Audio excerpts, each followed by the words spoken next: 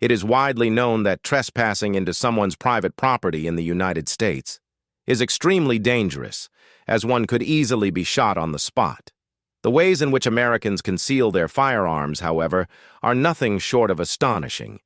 You might think you're looking at an ordinary wall painting, only to discover there's an AR rifle hidden inside.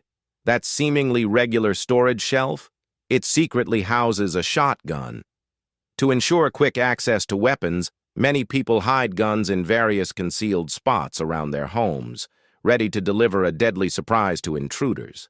Some seasoned gun owners even stash firearms in their cars to handle unexpected situations. Perhaps the most surprising of all is that the rear taillight of a pickup truck could hold a sniper rifle. The most practical method, though, is the use of lockable gun compartments. With a simple touch of a button, a handgun can pop out instantly, and these devices can be installed anywhere.